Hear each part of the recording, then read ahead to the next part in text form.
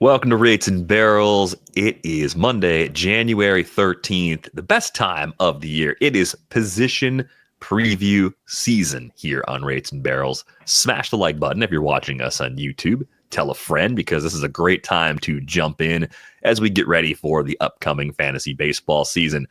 Now, the preview format for our show, it's pretty much unchanged. We found something that we really like. What we do is we take a look at a position, usually one per episode.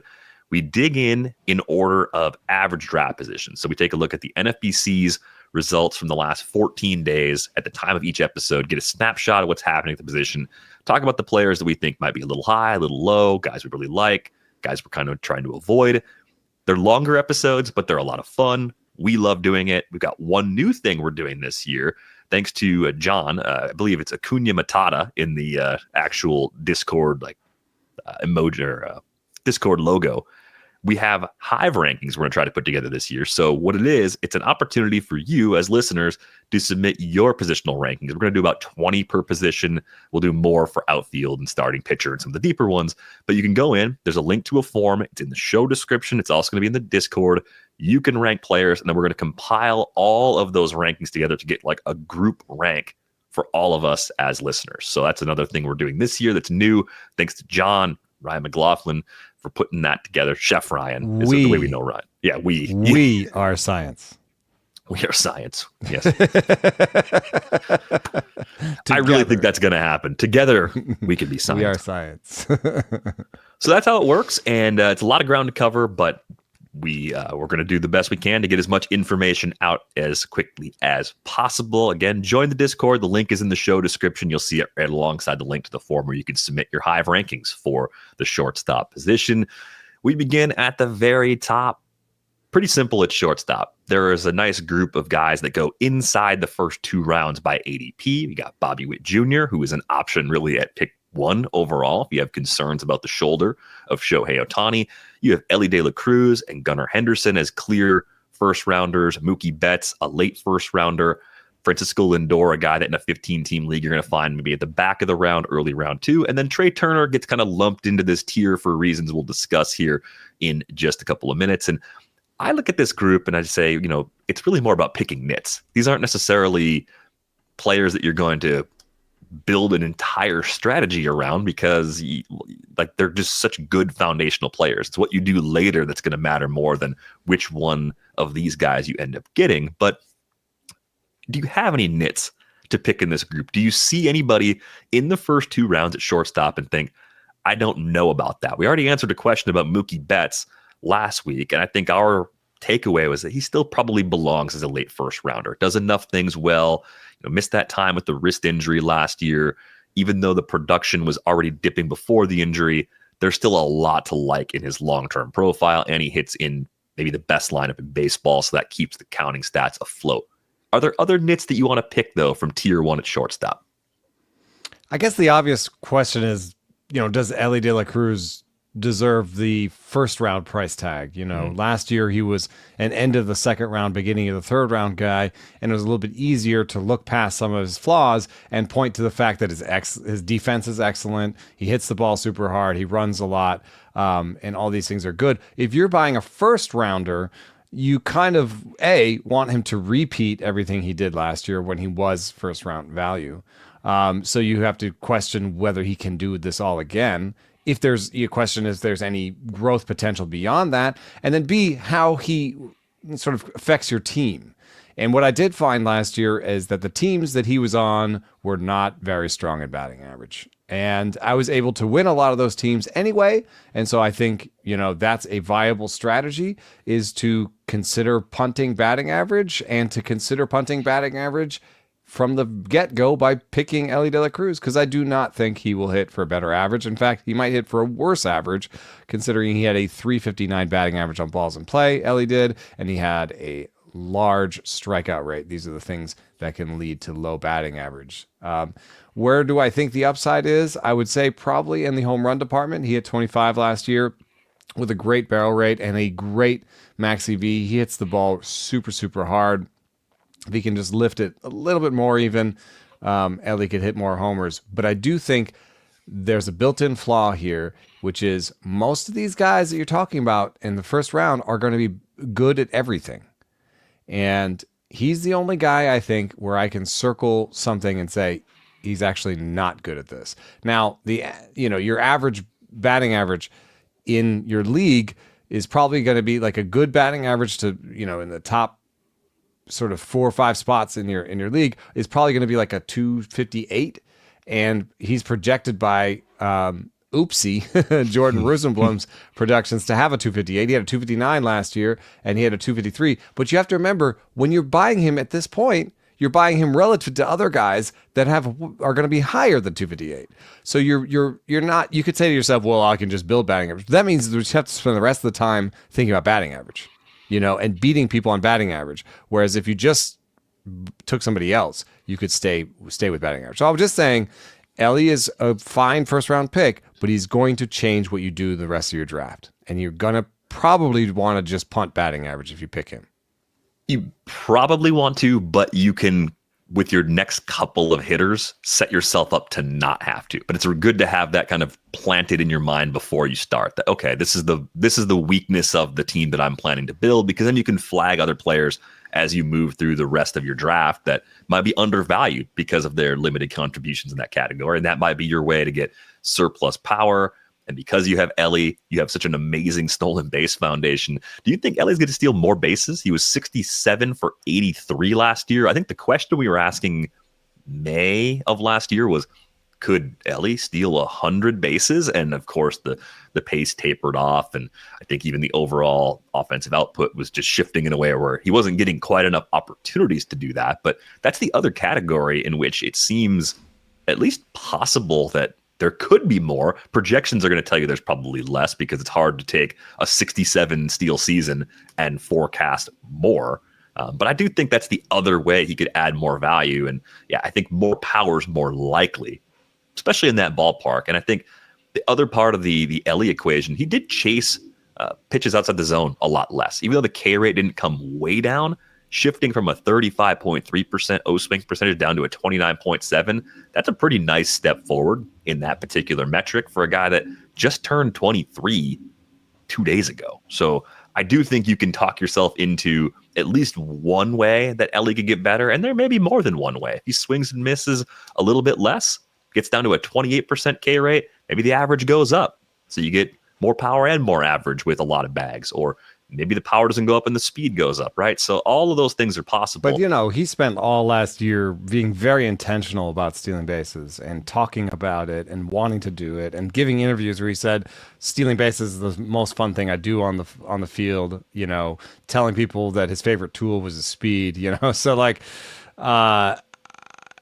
could he push that to another level? I mean, it seemed like it was pretty, the dial was turned to 11 already. So I would right. guess that he's not going to steal more bases. I think it was already maxed out. It's more like if he gets on base more, he's creating more opportunities for himself, right? I think he ran about as much as he reasonably could with a 339 OBP, which again was a 39-point increase in OBP from what he did as a rookie. To your point, though, about the average, every other projected first-round hitter, at least by Steamer, is going to hit for a higher average. The closest player is Lindor at 257. He's the only other guy in the 250s. Everybody else is like 263 and above. If you're looking at Witt at that top spot based on where you're positioned, Steamer's got a 296 projection on Witt. That's a really good batting average projection, and people are going to say, well, it's quite a bit lower than what he just did. That's still a great projection, especially for a guy that's projected to hit 30-plus homers and steal another 30-plus bases. So I think the stability is different, and it's just perfect balance across the categories from Witt.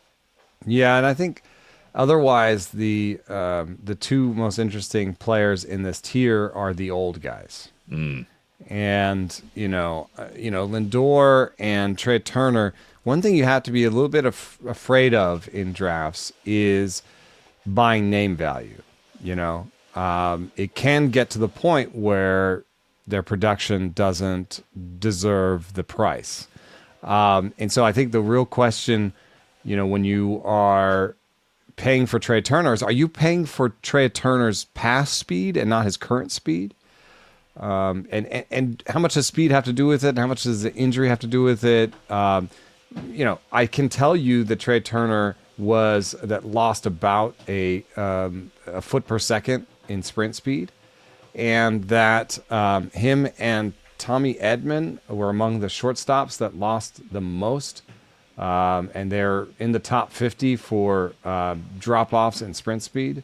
So the shortstops that lost the most sprint speed were Tommy Edman, Corey Seager, Willy Castro, if you count him, and Trea Turner, and Trevor Story. So if Trea Turner is losing as much sprint speed as Trevor Story, that's something that sort of, wait a second. Like, I don't want to get the Trevor Story years of Trea Turner. You know what I mean? Mm-hmm. And so I think that's a question. With Lindor, I think a lot of the if there's decline, it's not as obvious. He's been so good. He's 31. He's projected to just keep doing it, and he's good at so many different things that you feel like if something falls off a little bit, he'll still be good, right? Like, if he only steals 21 bags next year, which would be the lowest for him in the new rules environment, well, he'll probably still hit you 25 homers, because he's hit 26, 31, and 33 the last 3 years. Does the batting average fall off, or does he have one of those years where he hits 270 plus? So he's so good across the board that I actually feel a little bit more secure about taking him than Turner. Turner, I just worry that at some point the speed falls off, and he's never been a big homer guy. And the speed could affect his batting average and all those things. So he is coming from an elite place, so he can lose sprint speed and still be fast. So maybe I'm over massaging this concern, but I don't know that I will have a lot of shares of Trea Turner at that price. I think of the bats that are going in that range, going across positions, I actually like Turner more than a few of the other hitters in there, because there's a few hitters in that cluster that don't really offer much in the stolen base category. So that's like the one thing, depending on who you have coming out of round one, that might steer you. It was a hamstring injury that cost Turner something like 6 weeks last season. So you wonder how much that also hurt the sprint speed around the injury. Like, was he just slower because his wheels weren't there? That's how you lose your wheels. That's how you lose Start getting hamstring injuries. He's 32. I think a lot of projection systems are going to see a 32-year-old that has this sort of trend and say, well, 30 steals probably isn't going to be a reasonable number anymore. He just did it in 2023. He was 30 for 30 in the other season we saw him healthy with the new stolen base rules. So I think the power floor is a little higher than people give him credit for. I do think he fits in this group of lower barrelers. We kind of looked at guys for barrel rate and say, okay, who's a little lighter in terms of making the type of contact that we want. Turner's in that group. Mookie Betts You're already is in starting that group. through his max EV. You're starting to see his bat speed is reducing a little bit. Yeah, like it's. I think the question you have to ask is this just the beginning of a graceful decline? And then do you trust the contributions in power and average to be enough to keep his value afloat? I tend to trust that. Or is he a cliff guy, like... It's possible. I think the only other thing that would maybe put me on the cliff side, and I'm not on the cliff side, but it gives me a little concern, is that the chasing has increased ever since Turner spent that full year in Los Angeles in 2022 before he hit free agency. He has chased more pitches outside the zone. So maybe that's the kind of thing that could whittle away at his average a little faster. If that continues and he's losing bat speed, then that batting average we've seen for his career, he's got 296 career batting average. Maybe that becomes less of an asset sooner than we expect. And, we're looking at this list here of the low barrelers. This is the lowest barrelers with I think a 450 plate appearance minimum. And I think this is a bad place to be, because in today's league, you want power at every position. And if you do not barrel the ball, you have to do something else really well. And for some of these guys, you can be like, oh, Anthony Volpe's young, plays good defense. Maybe I'm not so worried about his barrel rate for now. Masyn Winn. Am I really worried about Masyn Winn's barrel rate for this year? No, not really. Because A, I'm not going to buy him for power in fantasy. And B, the Cardinals don't really care about it while he's young and can play really excellent defense in shortstop, right? Ha-Seong Kim, excellent defender. Where it gets iffy is, for somebody like Jeremy Peña to be on this list. Does not rate that amazingly by defensive qualities. maybe it's not the year yet, but at some point, if he's a third baseman and he has these numbers, then you're a little bit less excited about him organizationally, baseball-wise, fantasy-wise, all these reasons, you know? We talked about Mookie Betts. You can see his ground ball rate. He's already maxed out how many balls he's hitting in the air. So Mookie Betts can't hit the ball more in the air to get more barrels. That's something that maybe Peña could do as he ages. Volpe could hit the ball more in the air. Well, we have more on that later. Turner has sort of settled into this ground ball rate, so I don't think he's going to get barrels from that. But, as an older guy, as a lower barreler, you start to get a little bit worried. Now, he's so excellent across the board, I think that he could be a really good second baseman too, and the Phillies probably aren't really worried about this yet. But you, as a fantasy owner, if he becomes a 275, 15 second baseman, that is not what you really wanted. That's not what you paid for. That's in Dynasty. It's not great if he starts to lose the shortstop eligibility. So we're at a crux of a moment here with Trea Turner where we're going to learn more about his aging curve this year, especially if he's healthy all year. We're going to know more about what his output is. And that means that you're taking a little bit of a guess if you take Turner right now. I'd rather have someone who's not necessarily on the bottom of the barreling list. Totally fair, because there are plenty of guys at this position that do that very well and offer a ton across the board. I know we didn't really talk about Gunnar Henderson. I have absolutely no reservations about buying in for another season, much like the one we just saw. Going a little bit late. Like, what's his ADP? Last 14 days, we're talking between pick 3 and pick 7. Okay, so 5. Well, when he is soft, pounce. Like, if you have the 5th pick and he somehow comes to you, or 6th pick, like, I think he's a top 3 talent in the league, maybe top 2. I don't like. Let's just for a second, Gunnar Henderson or Aaron Judge. I kind of want Gunnar Henderson. I'm taking Judge. I don't like Judge is older and has an injury history. Gunnar Henderson's in his prime. Judge basically hits the ball harder than anyone other than Giancarlo Stanton. Yeah, he's like continues. He's like a Stanton that can even run a little bit, and in full healthy seasons is like the only guy you project for 50 homers. Like that's. All I'm saying is that's a strategy based on power. I'm in a draft right now where Gunnar Henderson dropped to 9, and I was 10, and I was like, "Oh my God, am I going to get Gunnar Henderson at 10?" Of course, I wasn't, but like that would have made me super happy. So I think if Gunnar Henderson drops past the 3rd pick in your draft, he's a value.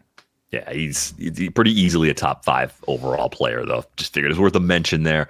And last thought on Turner, he's in year 3 of an 11-year contract. Yeah, so if you want to know how the Phillies think he's going to age, I think they have some confidence that he still has a few really productive years in the tank before they have to move him to second base. And part of that's keeping the AAV low. I get it, but I'm still an optimist, relatively speaking, on Trea Turner. So I might have him a few places when the dust clears on this 2025 draft season.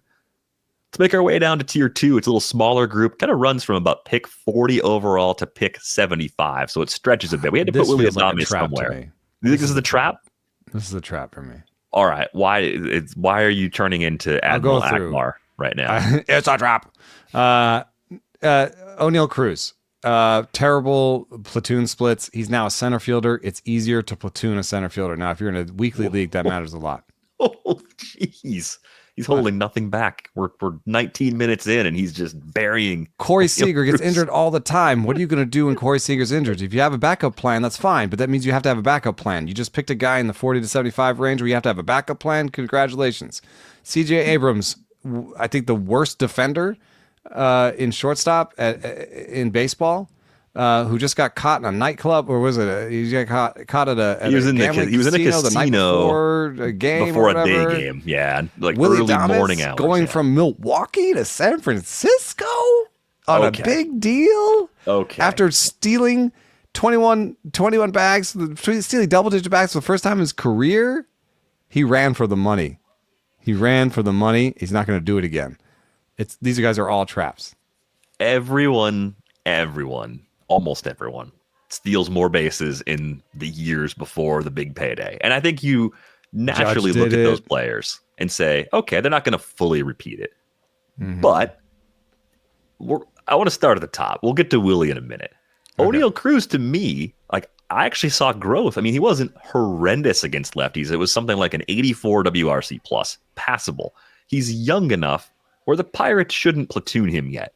If we go through 2 more seasons, 26. Young enough in terms of big league experience. We've got 1,000 career plate appearances. Lost that whole season basically from a foot injury, right? The barrel rate was still elite last year, same as the debut. He brought the K rate down to 30.2%. We can still worry about the swing and miss from Oneil Cruz, but we should be equally worried about Elly De La Cruz's swing and miss, right? 31% K rate from Elly. Oneil Cruz was 22 for 23 as a base stealer.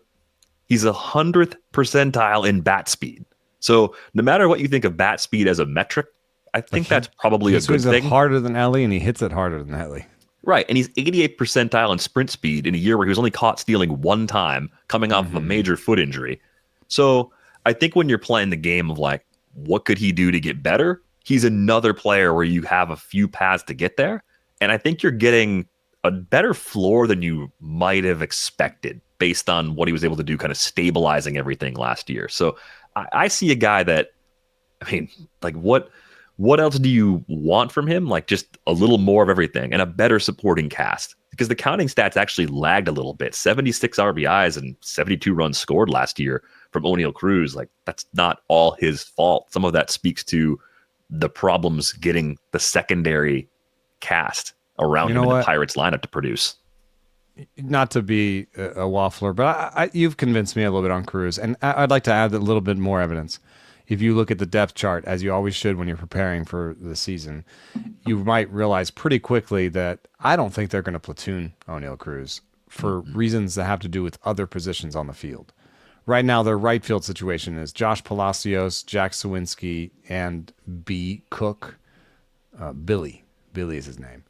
Billy Cook is supposed to be the center fielder platoon mate for Oneil Cruz, but why is he over at right field? Oh, and look at first base, Spencer Horwitz and B. Cook. Okay, wait a second. He can't be in 3 places at once. And then you think, well, second base is Nick Gonzalez, Nick York, and Jared Triolo, and third base is Brian Hayes, Jared Triolo. And, wait a second. They've got too many positions where they've got a group of players that are looking to get some out of. Oneil Cruz has to be hey, you're just in the lineup every day. Brian Reynolds, Oneil Cruz, you're in the lineup every day. I'm tempted to say Brian Hayes is like that if he's healthy, because you can't have like 6 positions where you are just mixing people through. Like there have to be some positions where people play every day. And if you are, it's right now, shortstop is even Isaiah Kiner-Falefa and maybe Nick Gonzalez, maybe Xavier Peguero. Like there's other people involved, even at shortstop. So you've really run out of places where, you can just put a bunch of people. Oneil Cruz has to play every day. You've convinced me. I mean, just based on how the roster's built, based on the lack of quality hitters at enough positions, you just can't justify platooning him right now. That would be foolish. And I don't think they're foolish as a front office. I think they see the need to get him out there. The projection from Steamer, which is everything I had in my sheet to begin with. I'm glad Oopsie's out there because Oopsie gets it. Even the projection from Steamer was good. 27 homers for Cruz, 19 steals, 256 average, fine, solid. I mean, it matched. Oopsie, by the way, Jared Rosenblum's productions that are now on Fangraphs has bat speed in it. And so that might be why you're getting to the home run projection from them, right? Right. That's why 33 home runs from Oopsie. It's a big difference. I like that we have some new projection systems that are incorporating some new inputs, because what will happen is when you look at certain players, you'll actually see disagreement. It's something Ariel Cohen has started to categorize in the past, where you can look at the actual differences across sets. And I think those are the most fun players to think about drafting, to talk about, to debate about, because all the projection systems agreeing, even if they have slightly different inputs or wildly different inputs in some cases of things they're looking at, all roads lead to the same point. Okay, we kind of agree on what this player is supposed to be. At least Cruz is still in that bucket where there are projection sets that see the same sort of upside that you might see with your eyes, that you might be forecasting for just your own selfish reasons. It could be a 30-30 season, and it's not like there's a ton of people where he goes that are going to have 30-30 seasons. In my draft, he went at the end of the 3rd round. So I guess Acuna Jr. went right before him, but he's coming off of injury in a way that he's not even ready for the season. Could Wyatt Langford, who went right after him, be a 30-30 guy? I mean, I would be huge growth, like in the Right. power, especially. And then I guess CJ Abrams, like outside shot at 30-30. But I think of those, guys, Jazz Chisholm Jr. went before him. Of those guys, I think Cruz has the best chance of a 30-30 season. If Oneil Cruz gets 600 plate appearances again and isn't at least as valuable as he was in 2024 from like a auction calculator perspective, I'll be very surprised. I'll dress up as Captain Jack Sparrow for an episode. I will. I mean, I'm that confident in the floor being pretty stable. Like what he did last year, I think is repeatable. But I think you're drafting him because at the price, that's fine, and there's a good chance you get something more from him as well. Your Corey Seager doomsday speech, it's inspiring in some ways, but like he hits like a top 25, even a top 20 hitter. He just doesn't run like a shortstop. He never really has. That's always been the knock, right? And when he also had 2 surgeries at the end of the season. Yeah, 2. Sports hernia, I think, was the one he had in September, right? What was the other surgery he had? Hip too? Again? Was it just like a cleanup? I don't know. The hip a few years ago was a major surgery, and that was the big question earlier in his career, was whether or not he's going to come back from that and be the same guy. So the first thing I would say about Corey Seager is, of all the shortstops we've already discussed on the show, he begins with the lowest plate appearance projection because it's a heavy injury history of stuff that could linger or require some maintenance. It's 2 surgeries on the same place in a year. So he just had it. Corey Seager had the same surgery in the last offseason, which I guess, hey, he had the same surgery in the last offseason. He still hit 278 with 30 homers this year. Right.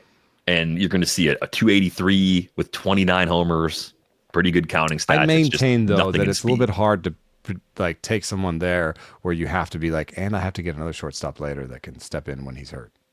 Yeah. Okay. So you bake that in, but I don't think it's a bad price where he's going right now, even if Eno's not going to have a lot of Corey Seager on his teams. You mentioned Abrams.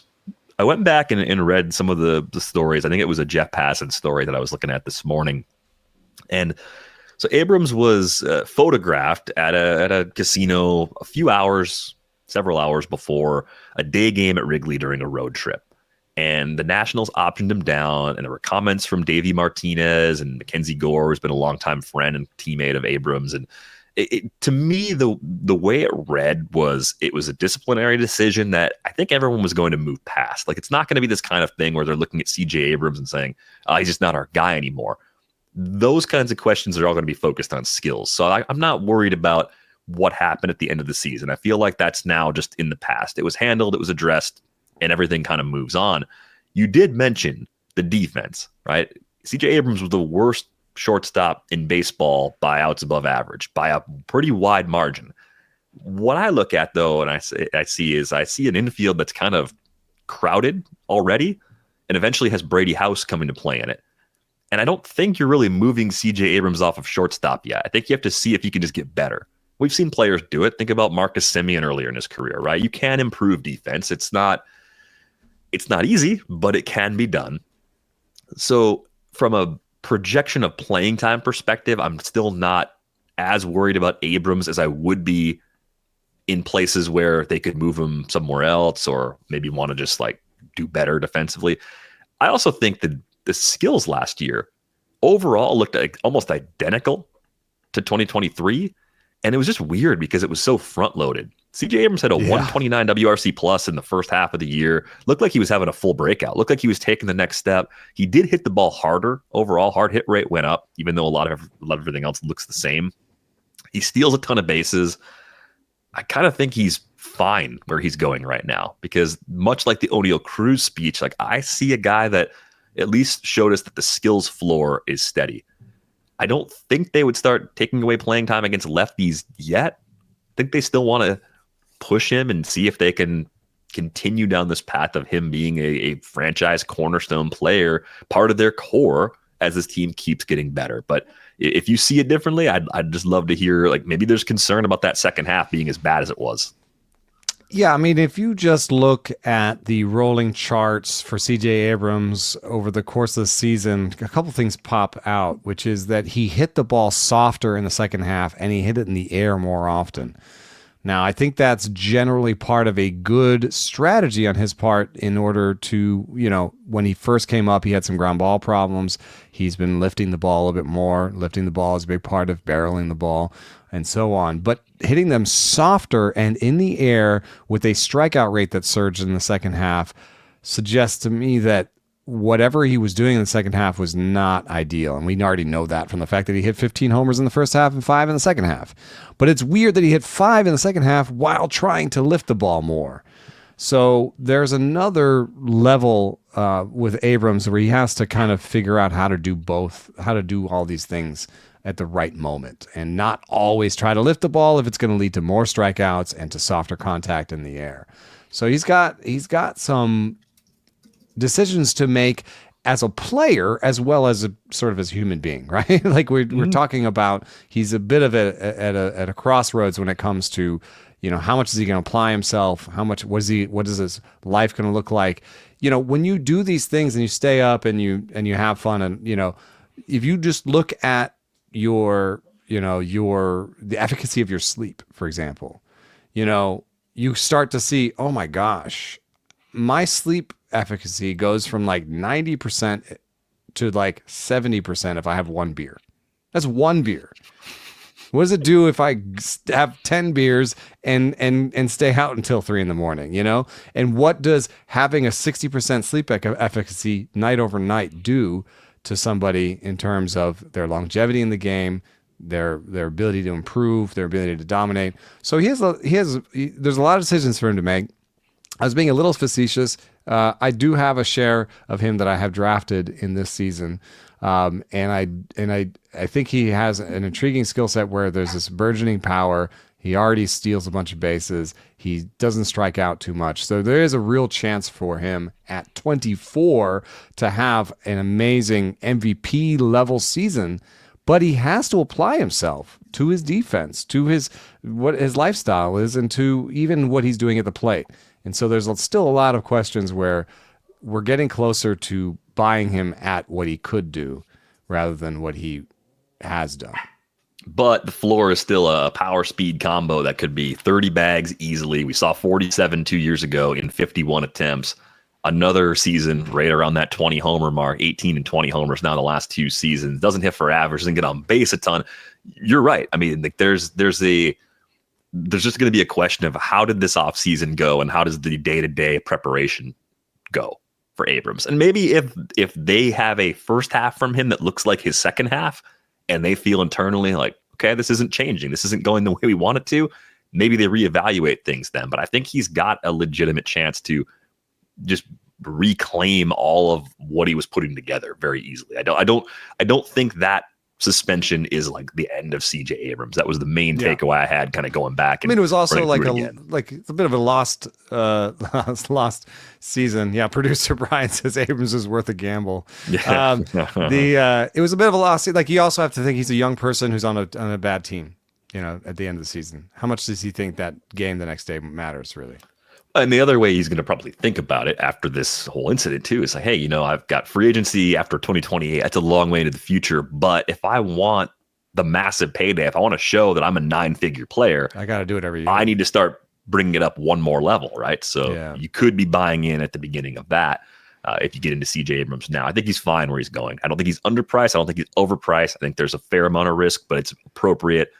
I could see myself ending up with Abrams on some teams this year. Yeah, if he doesn't improve, what does he do? He hits 250 and goes 20-20 again, at least. Yeah, maybe 20-40.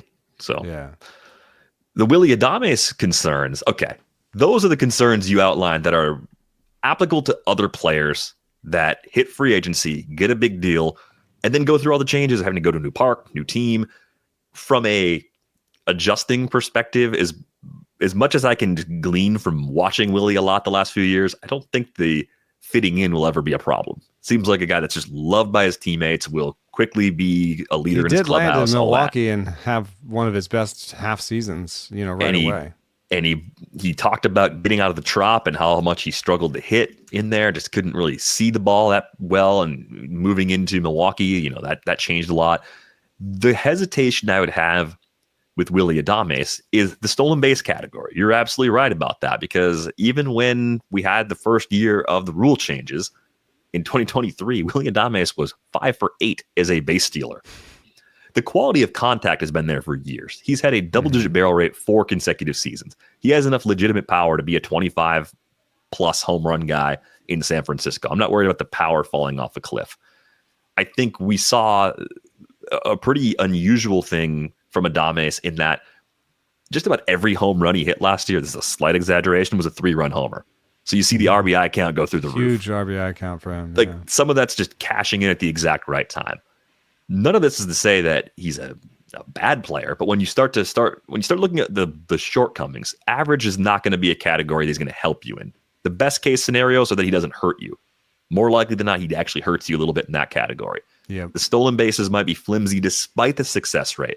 I would have the same question about Matt Chapman. This. The projections are going to look at this and say, well, 21, and then we regress and we use that, and we regress and we go, 14. Well, 14 would be the second most he'd ever stolen, you know? Like, he could easily just go back to 6. Good.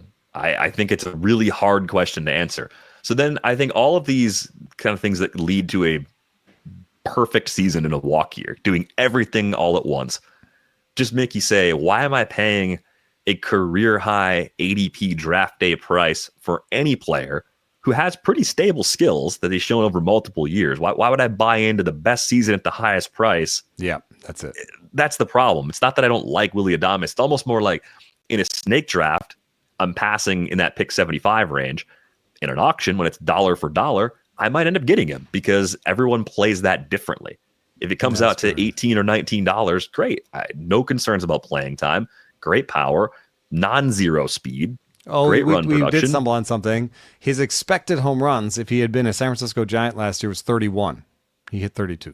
Yeah, so it's not a question of the power. It's really a major question on speed, and then always concerning batting average. That kind of ticked up. So am I trashing him? Absolutely not. I just think this is a career peak year that we probably just saw, and now we have to pay a lot more to get it if we want to have him on our teams in 2025, and I'm not there.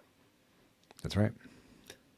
Moving on to tier 3, there's a gap. See, that's part of the thing that's happening with Willy too. If you don't have a shortstop, you're looking at him, and then you're looking at the tier 3 guys, and I think you can very easily tell yourself a story. Willy Adames is safer than all of these guys. Matt McLain, Ezequiel Tovar, Anthony Volpe, and Bo Bichette, right? You and I both trust Willy Adames to just do what the projection says more than probably all 4 of the guys that are in this third tier at the position. I would like to elevate Tovar and Volpe and probably Bichette a little bit above McLain in terms of question marks just from this. We know what position they're going to play, and they're going to play it all year. And we know that shortstop is the type of position where you mostly just want to play a guy. Matt McLain is not going to play shortstop for the Reds. And that means, well, he might play a little second base, might play a little center field we just talked about, you know? So like there's these different places he might end up, and that doesn't always add up to full playing time. So not only do you wonder what is going to happen with Matt McLain's shoulder, but you're wondering where is he going to play and how much is he going to play. I'd like to take him sort of away from the rest of the group as much. We can talk about him separately, but I just wanted to say, if you're looking at Adames versus Tovar, Volpe, and Bichette, I actually would be like, I'll take one of those guys later. That's what I would say, because I would say those guys are going to play all year, and by playing all year, they will accumulate. And the worst case scenario for all of these guys is to accumulate, a middling batting average with, different amounts of homers and different amounts of stolen bases, but just like an everyday player. That's what you're getting with Tovar, Volpe, and Bichette, and you're not spending the same as Adames. So I just wanted to put those guys a little bit separate from McLain in that tier. I think Matt McLain is one of the more challenging players in the entire pool to figure out. He missed last season with an injury. So you tack that on to moving around, playing multiple positions. And it wasn't even the debut, as good as the debut was from Matt McLain in 2023. It wasn't even a full season because he spent part of the year in AAA. He broke through, played 89 games at the big league level, showed power, showed speed, hit for a nice average. Struck out more than he had in the minors, which isn't a surprise. Yeah, maybe got lucky on the batting average, though, with a 385 BABIP, and a 28.5% strikeout rate. Also, he had, going into this last year in 2023, he had okay power.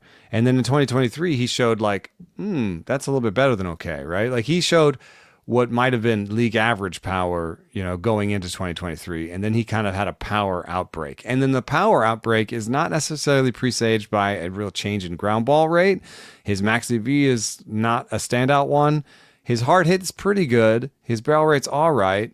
But this is also pre-surgery. So you're saying, somewhat iffy power production pre-shoulder surgery that he missed a whole season for. That is just a lot to add up on top of the fact that we don't even know what position he's going to play.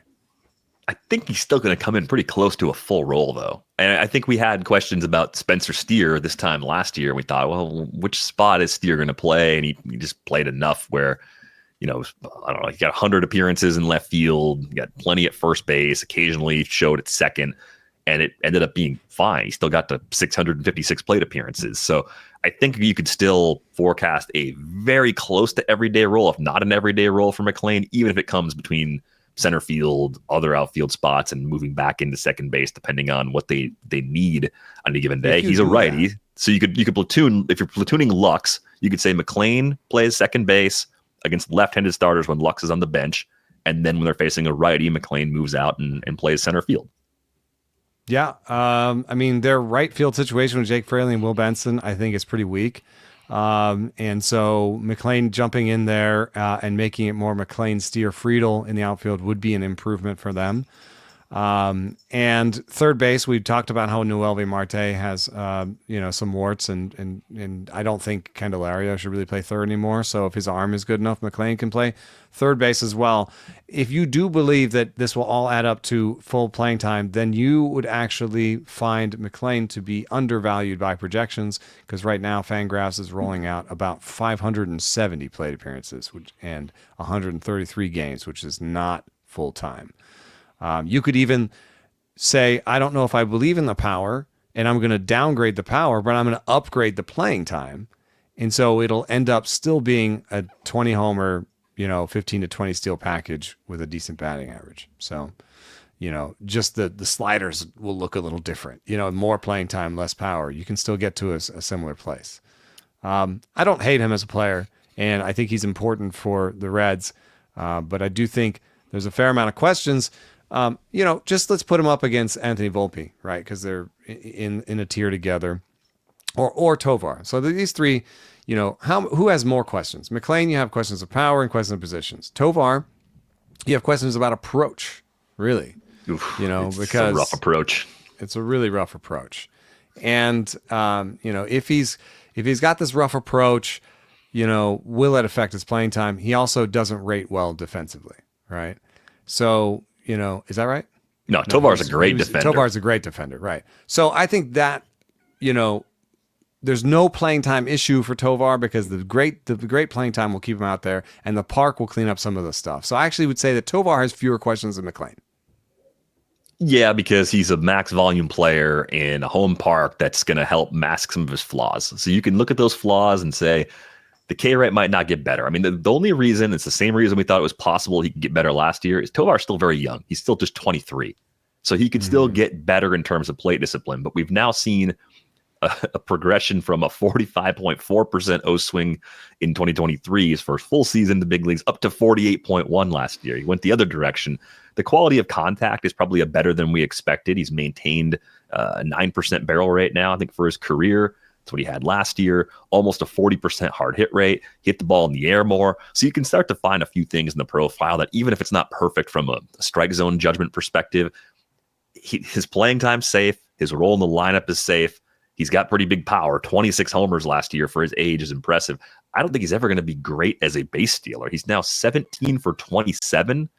But then I point to the sprint speed, and I'm like, he's fast. He's got a 71st percentile sprint speed. So maybe there's opportunity to get better in that category as well for Tovar. So I think he's fine where he's going. I worry about the real life offensive profile more than the fantasy profile. This is, to me, a 5x5 roto profile that works really well. If you play in a league where OBP is a category, this looks like a pretty hopeless situation where he's going to hurt you in that category a lot at a position where plenty of other guys won't. And he'll hurt you a lot by playing a lot, and really just dragging it down. Yes, so I think you do have to be mindful of that. The Volpe questions... I also think that these questions, kind of preclude him from being a superstar. Right, but he can be a very good player. Yeah, so if you're holding on to him, and let's say he's a possible saddle in Dynasty. If you think about it, he may not get better. I feel like he's a unique player in keeper and dynasty leagues in that I think so many people are going to look at the K rate and walk rates the same way we do. We're like, well, that's not great. And O swings, I feel like his value relative to what he brings for the next few years is actually going to be lower than it should be. I'd go the other way. I think he might be a more attainable shortstop. Maybe you're giving up ceiling though, because he's probably never going to be a 5 category stud. That's probably the thing it's definitely worth sort of sending feelers out and getting a sense of what other managers think of. Like, sell him as an elite, like, young shortstop building piece or something, right?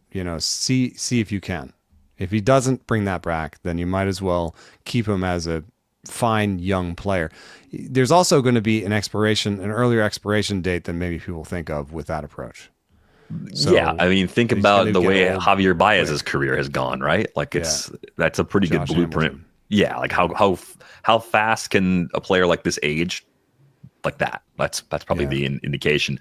Volpe, man, our Anthony Volpe word cloud just keeps swelling. He's right up there in Mitch Keller territory. Well, I just wanted to point this out. So, like, to throw this up, this is when I talked about earlier about Anthony Volpe having 2 very distinct approaches. This is what I'm talking about. So in 2023, he hit 21 homers, struck out 28% of the time, had a 40% ground ball rate, had a 9% barrel rate, right?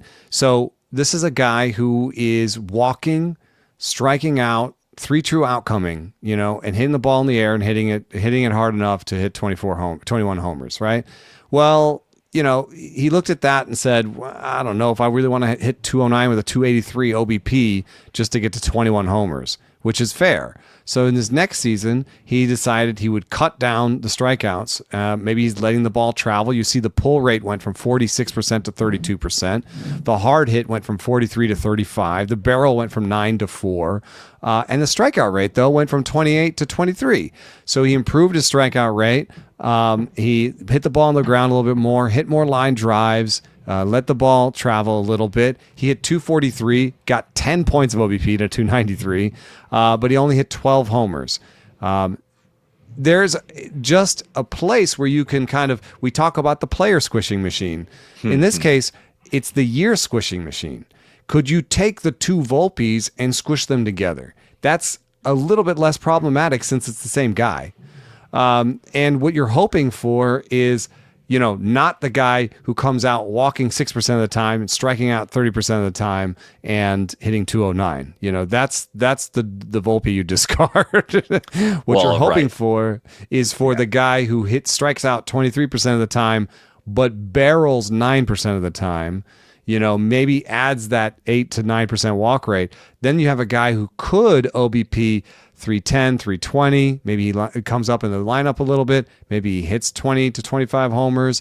The speed is always going to be there. So that's the upside I'm talking about. And, Michael Salfino was talking about how this could be Ahmed Rosario. Well, the nice thing is you're paying for Ahmed Rosario. You're paying for a guy who's going to hit 10 to 15 homers and steal 30 bags and have an okay batting average. That's what he doesn't like about Volpe. He says that Ahmed Rosario didn't turn out to be that great.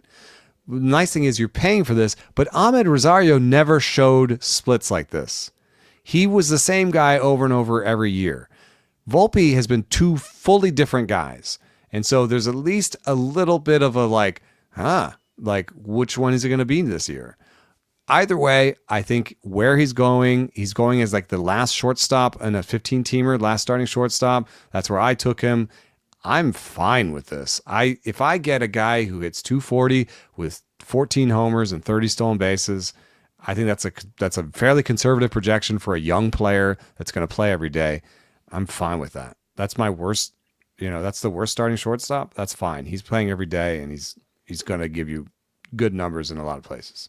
I mean, you're right about the reduced ethical concerns of taking 2 seasons from the same player and trying to players squish those together versus taking 2 players and just forcing them together. But I do recall from our Punnett Square conversation, you could get the worst versions of Volpe. He could try to do all the things that he did well and have it come out the worst possible outcomes because the approach is incongruent. It doesn't work, right? Like that's also in the range of outcomes. I think we're on the level of talking about he's like, do I let it travel? Do I go and get it? Just getting caught between approaches. Well, if it works out well, he goes and gets it when he's supposed to go and get it, and he lets it travel when he's supposed to let it travel, and he kind of, puts it, or he gets caught in between, like you said. And then you're like, he's not doing any of the things that we've seen him do well because he's caught in between. That's the fear you have. Because the defense is good, because of his importance on the roster, like all of that stuff, it's still kind of Tovarian and like he's the guy. He's safe. The park's nice. The lineup's nice. I think the other difference would be like Tovar's place in the Rockies lineup, high up in that lineup, is much safer than Volpe's. Volpe is sort of at the discretion of how good is the rest of the lineup, how well is he playing. Could he hit himself into a prominent spot? Sure, he could, but it's not guaranteed. One thing I do like, maybe I should say this as a precursor to the next tier, but one thing I do like, if you do take somebody from this tier to be your shortstop, then take someone from the next tier to be your middle infielder that is a shortstop.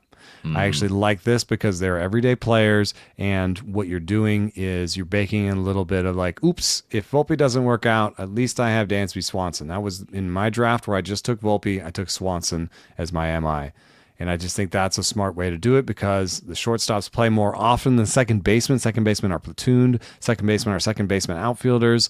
There's a lot of ways you can go on your bench where you have a guy who has second base availability, eligibility, but, doesn't necessarily always play there. So I would like your NI to be a shortstop. That's sort of a preview for the next one. Bichette, dude, I don't know, man. I have no idea. Is he just going to be hurt all the time, or is he just going to be healthy this year and put in a vintage Bichette season? It's not going to have stolen bases in it. I don't think it's going to have stolen bases in it. It's going to be, if a good season this year for him would be 280, 19.5. I think. Okay, that's not that bad if the everyday playing time is there and the runs and RBIs are good. I think the main takeaway I've got on Bo Bichette, I don't think he's a must draft in all your league's players, even though I do think he makes sense as a rebound player. I do want Bo Bichette. I don't think I want him as my starting shortstop. I think I want him as my middle infielder. I think I want to have a shortstop earlier because of the health concerns and because of the lack of bags. But Bo's crashed last year. Health was a factor.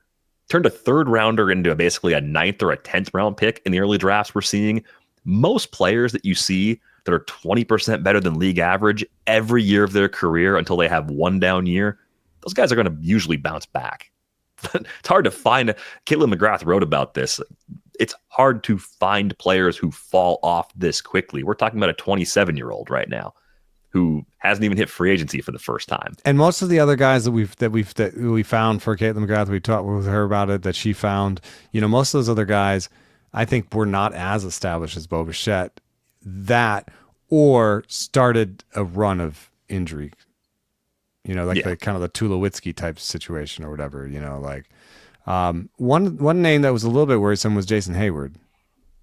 Yeah, I think in that, the Hayward, that's a whole other podcast someday. The mysterious decline players, I think in Hayward's case, getting hit in the face with a pitch was sort of a big turning point where he just wasn't the same player after that. And it's so hard to know where he was going versus where he ended up. How far away from his ceiling did he end up falling just because of that incident?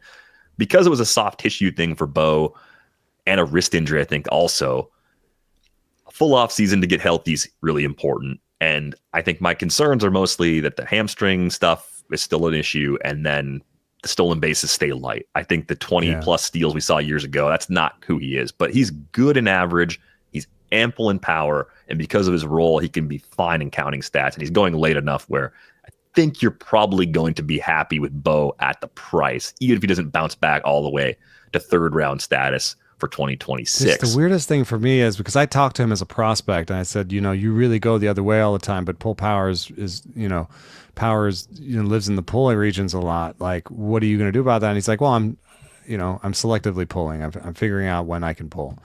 And so he debuted in 2019 with his highest pull rate of his career, and ever since then he's hit fewer fly balls and pulled fewer fly balls and pulled less often. So he's basically gone away from that and become just a really kind of a one-note player offensively, which is kind of opposite field doubles, which has been good for his batting average. And I don't know. I just think I'd like to add that as like a layer of risk, almost like Matt McLain, you know, where there's a layer of risk, which is that this approach is coming to an end of its efficacy as well.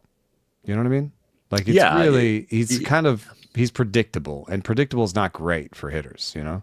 I always felt when I looked at peak Tim Anderson alongside peak Bo Bichette, there were some similarities in how they were doing it. And I think Tim Anderson's speed was much more stable. So from a roto perspective, like that was maybe a little Anderson underrated. Fell off a cliff. He fell off a cliff. It's another player type that doesn't age particularly well. And I think then the challenging thing with Bo is if you believe it's something he can still tweak at this point in his career, even though it's been a long time, like, do you believe the hit tool is so good that his hands are fast enough for him to go to a more pull, not even pull happy, but selectively pull approach? If you believe that, then I think you can be even more comfortable with him. I think he can keep doing what he's done up to this point, just with health, and have a nice bounce back from that kind of back of tier 3 draft position. Let's get to tier 4. We know we're going to run long. These are going to be like 90-minute episodes. Apologies. We're trying. Ryan Smith. We want to talk about all these guys. it's a draft guide. I mean, you got to Bo leave, as Brian just said behind the scenes. Yeah, I mean, but do you have to Bo leave and Bogaerts? I apologize. My whole professional life has been just getting punned to death by you, by Al, by Jeff Erickson, by Chris Liss. It's fine. It's been good to me. I braced myself for the usual Xander slander, as I call it. No, his price is so far low that I love him again. This is good oatmeal again. This is a low price, and at 32, I don't think the lights turned off. You know, even like, you know, as bad as last year was, he was near league average with the bat, and he stole 13 bases, and you know, that's good. Like you're expecting him to steal double-digit bags, and you're expecting him to come back a little bit in power and batting average, and all of the indicators are that a career 331 BABIP guy who had a 297 last year can regress positively in that way. So Bogaerts, you get a little bit more lucky on balls in play. You get a little bit more lucky on health. I mean, last year was the first year he really missed a lot of time. You know, I mean, he's been a 600 plate appearance guy for years and years. So I think this is a good place to buy Bogaerts. And I like the dual eligibility too. Yeah, dual eligibility is nice. You can play him at second. I do think we've reached the point in his career where you would much rather have him as a middle infielder or like a late second baseman than as your starting shortstop because of the high quality of the players at this position. It says more about the group than it does about him. But another thing that is nice about Bogaerts is he's a type of player that is available to you if you've been building a nice solid team that doesn't have issues. Now, if you have issues, there's going to be other players you need. Like if you have power issues, he's not the guy to get in this. Well, I think you would go with Dansby Swanson if you need to get some power out of this tier, right? If you have steals issues, he's not the guy to get. I think you maybe go with Rafaela in this tier if you need steals. You know, we're going to have a point on that soon with Masyn Winn. But Bogaerts is the kind of guy who's available to you if you're just building a really solid team that just, you know, what another way of putting it is this. I looked at what in a draft and hold, what you need to be 80th percentile in all of your batting statistics. And then I broke that down into kind of an average. So this is the average player in a draft and hold right now, a 15-team draft and hold. You want your average offensive player to have 72 runs, 20 homers, 71 RBI, and 13 steals, and hit 256. Okay, you get a little more average and maybe a little less power from Bogaerts, but that's exactly what he is. It's an average player. Does everything across the board at a fair price in a good lineup. Could actually exceed below average just about cost. any category. Yeah. The only thing I was thinking about when you were pointing out the BABIP and just bouncing that up a little bit, giving him more points in average, I think it's totally fair to do that. I think his approach is one that's going to lend him to be at least good in the category, if not very good. I do think his baselines from beginning his career in Boston are probably elevated by the type of player he is as a right-handed hitter with the monster. The monster, yeah. And thinking about the differences in Fenway versus Petco, the new baseline is probably the difference between 23 and 24, right? 319 his first year in San Diego, 297 last year. So you probably do come in close to where the projections are, like a 308, 310, whatever is where you are. So you're looking more like 270s than 285 plus in the batting average category. I say that as someone who likes Xander Bogaerts and wants him as many places as possible. And I said that 256 is average. So if he's at 270, he's pushing your team average up. Yeah. Do you have interest in Ceddanne Rafaela in this range? Because I would say of the 5 players in the cluster, he has the most playing time risk of anybody by a healthy margin, 100%. Even though he can play multiple spots. Well, he can nominally play shortstop, but he's pretty terrible there. And I think they've even announced that they don't really want to play him there anymore. So I think shortstop's kind of out. Center field is where they want to play him. And, one thing that speaks well for him is that they signed an 8-year, $50 million extension with him. That's not really a high value extension, though. And so I think that might be a clue as to this isn't like the Julio Rodriguez extension or something. You know what I mean? This is a guy we like, but we don't necessarily love. And if he ends up being good, he's very tradable, or we have surplus value ourselves because he can play multiple spots. Or if in the worst case scenario, he's a utility guy for us at 8 and 50, right? Like that could be a utility guy. Yeah, you just like a player that you have depth at center field and shortstop for the foreseeable future. And if he turns into something else, great. And if he's only depth, you're fine at 8 and 50. Right. And so, I think that even though he has an extension, a lot of times we'll bring up these extensions as like, oh, he's going to play, right? Like it's really big when you have an extension, you haven't played in the big leagues yet. That means that you're probably going to play from day one because there's no playing time shenanigans. There's no, they have cost certainty. They're going to play you. That happened with Jackson Chourio last year. He had the extension and he played from day one, right? And so, I think, sometimes we look at these extensions, we say, oh, that's an affirmation of his playing time. But with this extension and with his history, I'm not sure it's the same affirmation of playing time, at least not everyday playing time that we want it to be. And then when I look at this depth chart again, I find that, you've got Jarren Duran, who had a real sort of defensive breakout last year that might be underrated. And if he can actually play center field, you may end up in a situation where, does Roman Anthony want him in center? Or do you want him in the corner? If you want him in the corner, then how do you get Roman Anthony, Jarren Duran, Willy Abreu, Masataka Yoshida, and Ceddanne Rafaela in the same outfield? And if you trade for Nolan Arenado and you've got Trevor Story out here saying, hey, yeah, let's trade for Nolan Arenado. Don't worry about Rafi. We all love Rafi. Rafi's great, but let's trade for Nolan Arenado and find out where we can play him, right? Well, if you do that and Devers goes to first and Castles goes to DH, and where does Yoshida go? And then you have Christian Campbell, who might be the number 1 prospect in baseball right now. And I know it doesn't seem like he's an outfielder, but, you still have Vaughn Grissom and David Hamilton and Marcelo Meyer, the shortstop coming up, and Trevor Story. Where do you put Trevor Story? You're not going to trade Trevor Story. Nobody wants that contract. So Trevor Story is going to go to the outfield at some point or second base. So this is a very crowded depth chart with a team that wants to be good and is not rebuilding. And so they're not going to suffer any fools, basically, right? And they're going to make decisions quickly. So Rafaela might be the starting center fielder for a month and then be out of a job. Not be the glue job guy completely, but be a glue guy. And that would be a poor use of this type of a pick, I would think. So I'm mostly out on him. And this is a year after last year. I was touting him as a great pickup because he was a guy you could take in your bench and you didn't know where he might end up. Now you have to pay a starting level cost for him, and I'm out.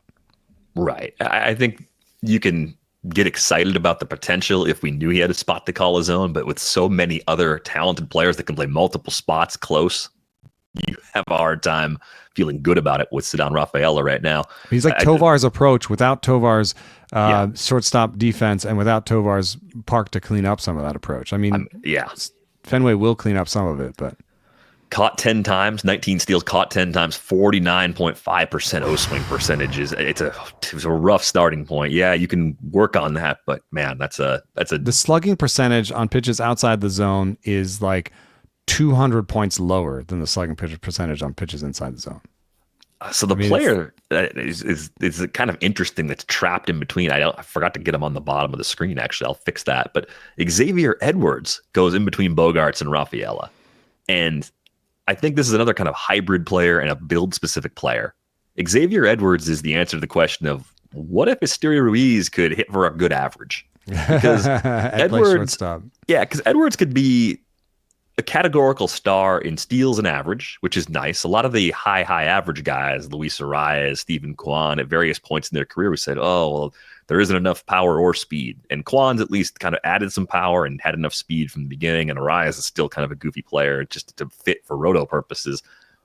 Edwards, I think, kind of scratches the itch enough in steals and average, where if you are a power heavy build and you didn't punt batting average, I could see him fitting really well as your middle infielder in this group. And it seems like he's also kind of ticking up from tier 4 into tier 3 in some rooms for people that maybe are chasing power early and need to get that speed boost later. Because I don't think the Marlins have anybody that's going to push them this year. I think this is actually temporarily of safe 1 year window of playing time.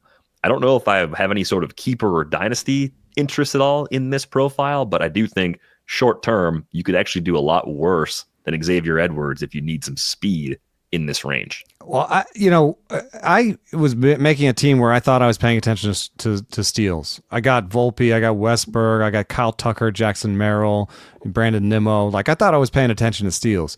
In 15 teamers, you want 170 to 180 steals. That's the reality of the situation right now. So I feel like almost everybody at around this point says, oh my God, like I'm like 80 steals short. And everybody wants a 30 steal guy around this point. The problem is there are some guys there, but they all have different risks. So I ended up with Cedric Mullins in as my OF4 in a 15-team league for similar reasons, where I sort of panicked and said, I need some steals. And I think Edwards does that for you. But Mullins is going to hit 13, 14 homers this year probably. And he does have some playing time risk, of course. I don't want to say that I made the right choice and Edwards is the wrong choice. But I want to point out that Oopsie, which I love that he named it that. I think it has to do. Great name. It's one of those acronyms. It has something to do with process. He's using process stats, so that's why that's the Oopsie is the PS is process stats. Anyway, he put in bat speed. He has 1 homer projected for Xavier Edwards. Now you go back to my average and you say, oh, the target average is 20 homers per player. That means you need to find 19 homers on another player. Like if you were just doing the player squeeze machine, you had one other player that covered for Edwards, you need to have a 40 home run guy. Right. But you can track that way. You can definitely end up in a situation where you're power heavy and speed light. So I do think compared to the Ruiz draft seasons and similar players of the past, I see more fits with Edwards because of his position, because of the role, because of the skills that I think he actually has. And even if you believe that the average was running high last year, regress the BABIP accordingly, you're still looking at 280, 290 in a lot of projections. And I think that the projections for playing time are light. They're like 588 or so plate appearances. I think that's a little bit light for Xavier Edwards because I honestly don't see another shortstop on this roster. I don't even know if he's a shortstop, actually. His defense, we're going to show you the defensive leaderboards in a second. It's a little bit more relevant for the guys other than Edwards, the guys who are fighting for shortstop jobs, right? Edwards has it, I think, just because they don't have another options. I don't think Otto Lopez is a shortstop. Jared Cerna is a 22-year-old in AAA that last year had a 117 WRC plus. That doesn't project that well. He may not be a league average bat, and his batted ball stats are just as bad almost as Edwards. His max EV last year, Cerna's was 104. I mean, that was a little bit limited playing time, but a limited sample there. But I don't know that Cerna's really the option. They've got another guy in Javier Sanoa, 22-year-old in AAA again with a 105 WRC plus. Like, None of these guys really seem like they're any better than Edwards.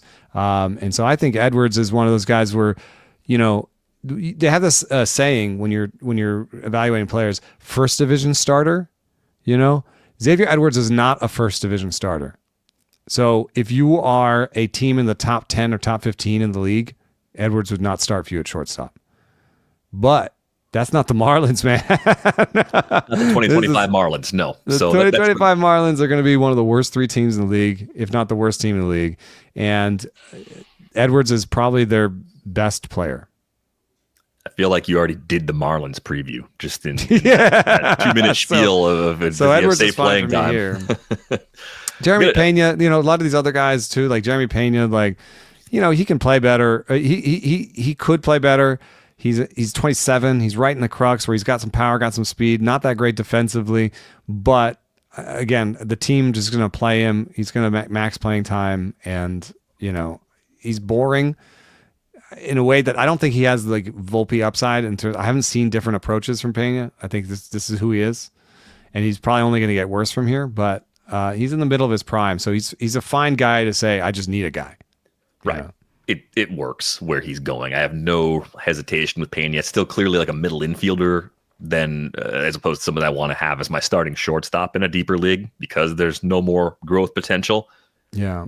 Got a new thing that we're trying out. It's called Bug a Beat Writer. Bad news for the beat writers because it's just me going on Slack asking a serious but somewhat tongue-in-cheek question depending on the nature of the question, and the beat writers just get a chance to fire back what they think. If they want to participate, they can also tell me to go pound sand because they have no obligation to answer these questions. Bug a beat writer. Yeah, there you go. Good drop.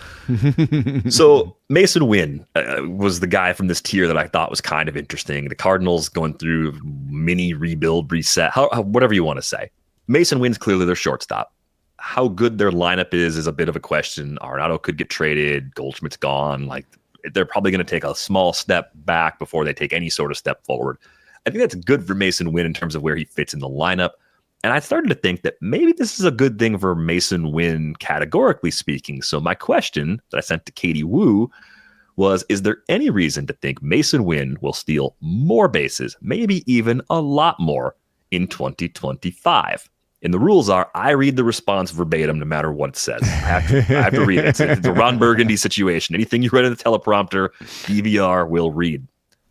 Katie's response. The Cardinals are pledging to go back to the Cardinal way and give their young players a long runway this season. Winn is fast and he's dynamic. There's no reason to believe he won't steal more bases. And I think Katie wrote that because she wanted me to say the Cardinal way on the podcast. It makes me cringe to my core. It just like a small part of me just dies when I say it, when I see it. Well done, Katie. But I appreciate the response nonetheless, because what happens is we look at players through the lens we see. Do I watch the Cardinals a lot? No. Katie watches the Cardinals a lot. She covers them.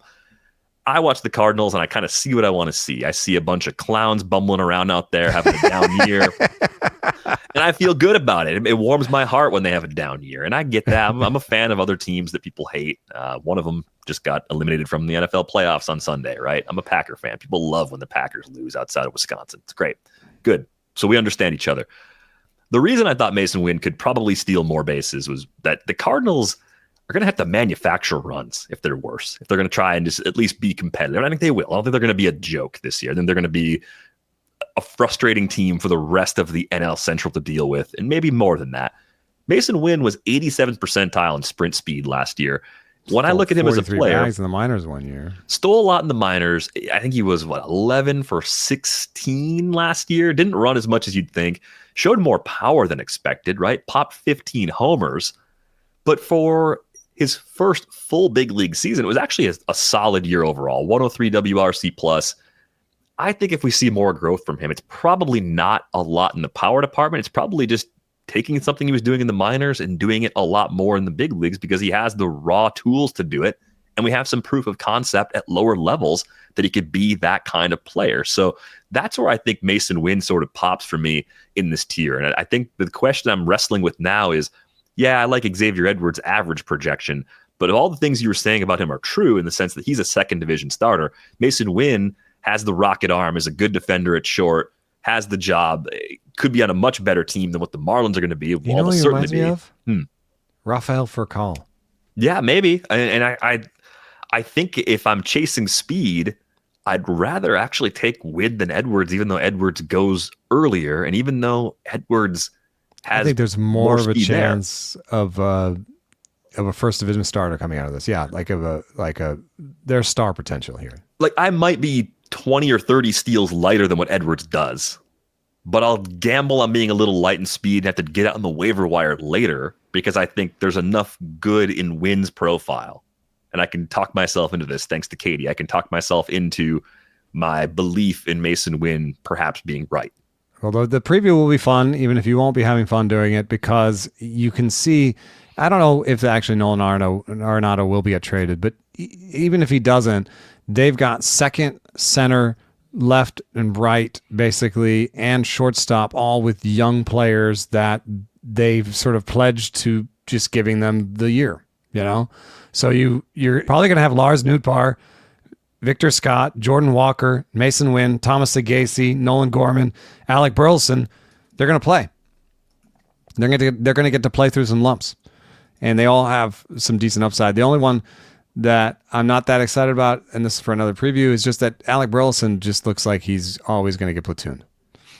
And so I think he's, athletically, he's not that great. He's not as young as the other guys. So I think he's sort of, there's not as much ceiling there.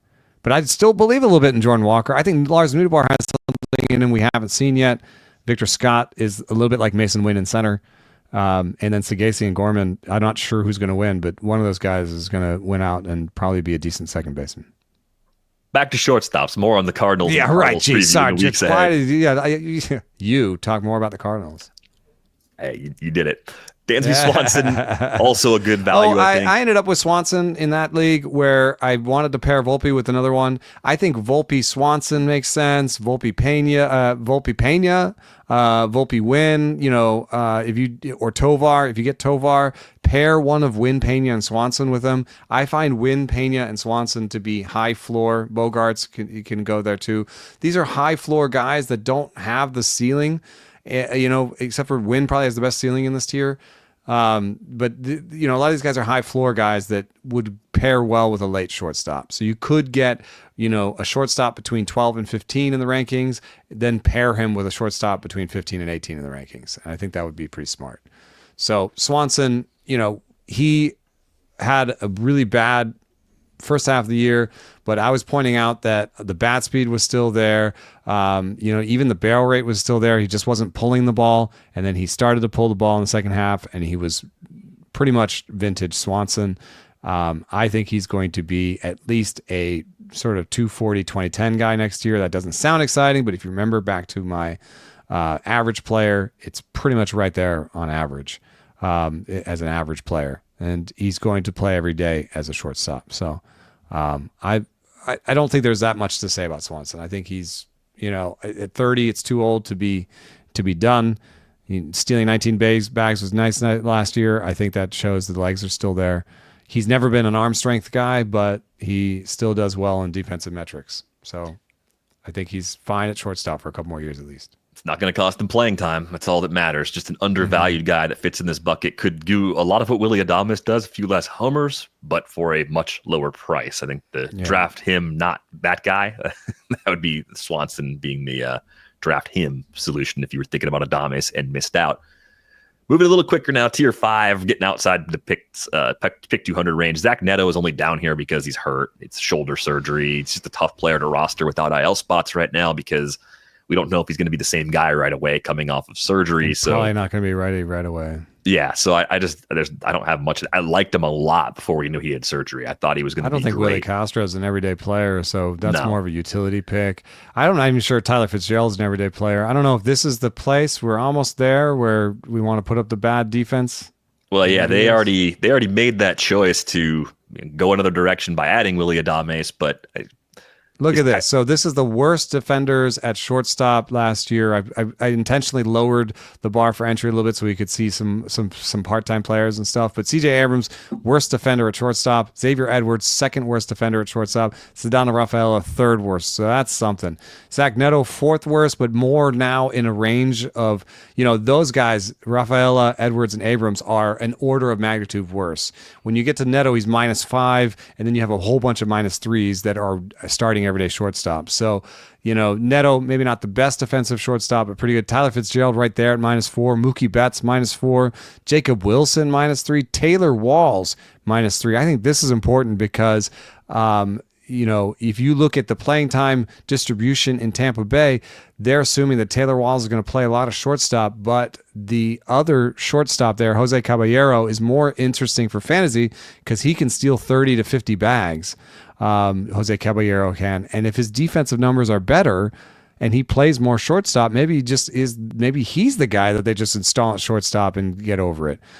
It's hard to tell from their usage patterns. So I just wanted to point that out, that Caballero is more interesting because Walls' defense did not rate well.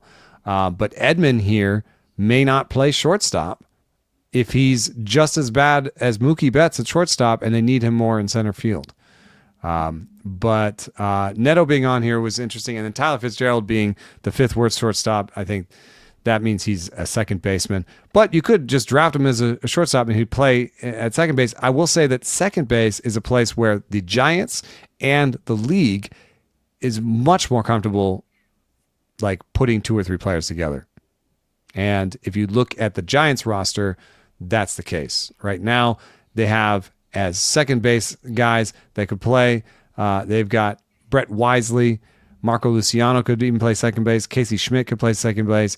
Wilmer Flores was a second baseman. I think he might be done with those days.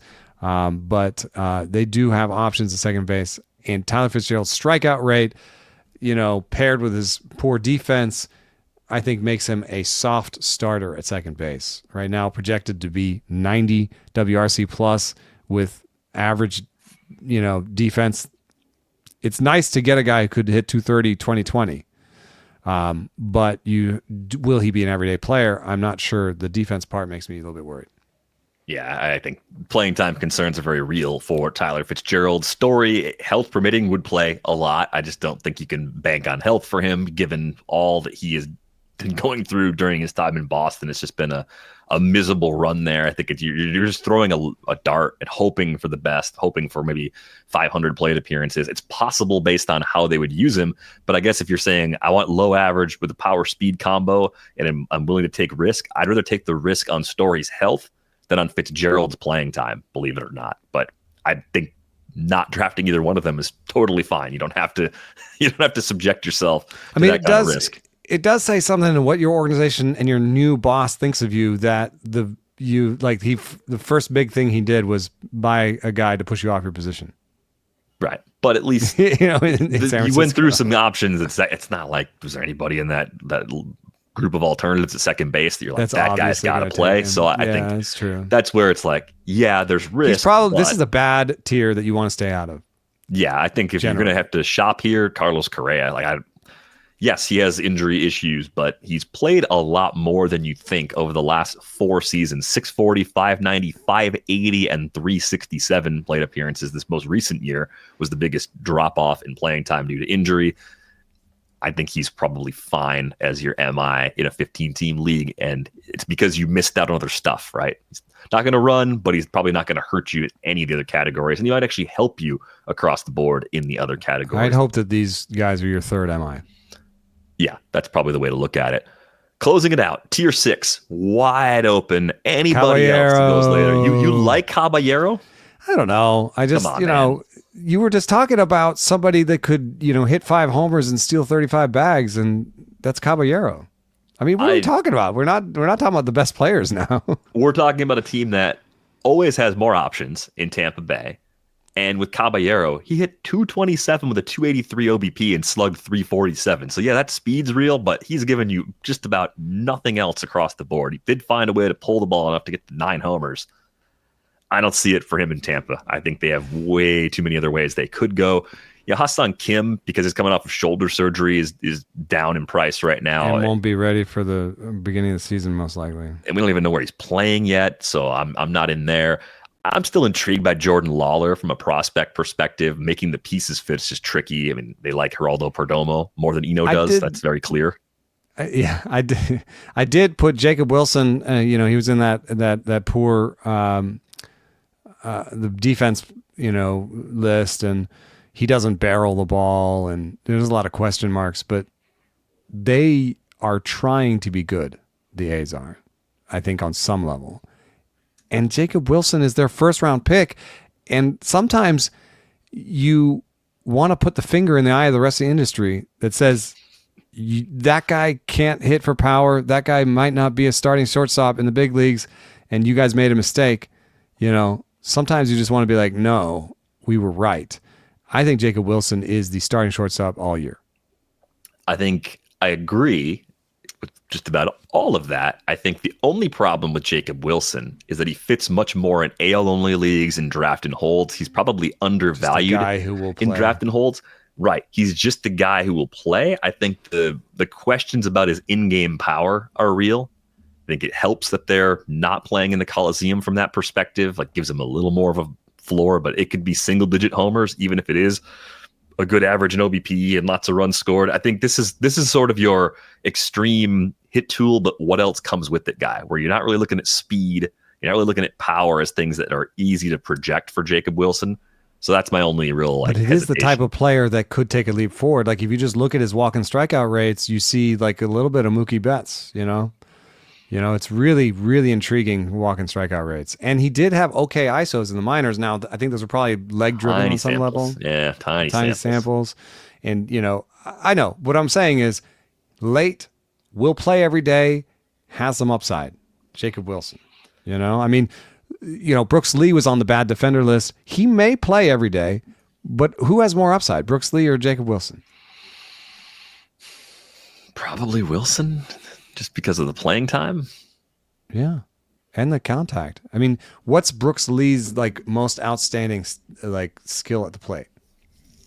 It's not striking out. I mean, it's just not as extreme as Jacob Wilson. Right. It's similar to Wilson's, but not as good. More proof of power, though, in the minor leagues, I think, in terms of in-game power. And it's bags, actually. No, not a lot of bags. It's not really much for bags. They're kind of similar. I think Lee just shifts more in the direction of power.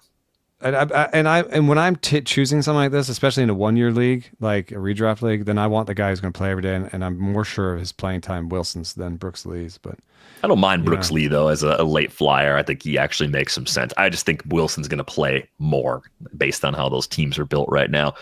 Prospect E. Key emphasis on E, guys that aren't necessarily all still prospects, but like Trey Sweeney, Colson Montgomery, Carson Williams, Chase Meadroth, who was part of the trade that the White Sox made with the Red Sox. Well, if Carson Williams was not a Ray, then I'd be maybe a little bit more excited about him.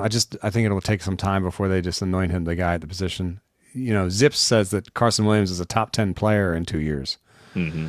I forget what I asked him for that, but I saw a projection that put Carson Williams in 2026, I think, in the top 10 in the league. So you can be excited about Carson Williams, but not necessarily for this year. Colson Montgomery, though, there is going to be some pressure on leadership in Chicago at some point to show something. And Colson Montgomery spent 573 plate appearances at AAA last year. Wasn't necessarily good. But if he has a good spring, I think he could actually break camp as the starting shortstop for that team. And I think he's a little bit underrated. He hit the ball 114 last year in AAA, and I'll take that. And the strikeout rates have been up and down, but the walk rates have always been there. So even if he's like slightly high strikeout rate, high walk rate, hits the ball hard guy who plays shortstop, now that's actually kind of intriguing. Yeah, it's funny. A couple of White Sox, though. Even Meadroth is kind of interesting as someone that probably doesn't have a lot left to prove at AAA and can play other spots on the infield. So it's not going to be a problem getting Montgomery and Chase Meadroth to get significant run whenever it is they get called up. It could be early called up, could even make the opening day roster. I don't think that's out of the question for either one of those guys. So they sort of stood out to me. Name late. I want to throw in front of you. Mm-hmm. Luis Angel Acuna is 22, spent 587 plate appearances as a AAA last year. Seems like there's not too much more for him to do down there, but he had a 69 WRC plus in AAA last year. And then he comes up and shows more power than he's ever shown, but in a tiny sample.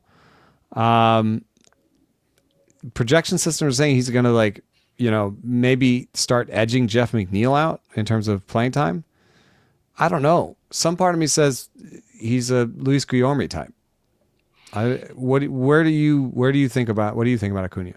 I think it's more crowded because Ronnie Mauricio is still part of the equation there, trying to find time on the infield. McNeil's not just going to completely disappear, even though he can play multiple spots. So I haven't been as excited about Acuna from a playing time outlook perspective. I think Mauricio from a 5x5, just like what does he do, is more convincing because he has power and speed. I think with Acuna, it's more like developing power, a lot of speed right now, but questions about whether he's going to get on base enough to immediately offer up the stolen bases. I think he's the guy who's in the minor that come up when Lindor McNeil is hurt. I think it's probably more 2026 for Luis Angel Acuna, or like late 2025, second half of 2025. But it's a situation I have not been as interested in so far in the early parts of draft season. I think we did it. We got one little bit of love to JP Crawford and Orlando Arcia as being super boring. But if you're in draft and holds, you need one of those guys as like your third shortstop. Yeah, Crawford for me by a mile for this year. I think Nacho Alvarez could wrestle away some time from Arcia at this point, but they do make sense as glue guys in those circumstances. Hey, we did it. We got through one episode. It ran over 90 minutes, so we're going to have to try and tighten these up a little bit going forward, but we appreciate everybody who stuck with it through the end. You can find us on Blue Sky. Eno's at enosaris.bsky.social. I'm dvr.bsky.social. Thanks to Brian Smith for hanging in for the full 91 minutes of this episode and for producing it. And thanks to all of you again for watching and listening. We are back with you on Tuesday. Thanks for listening.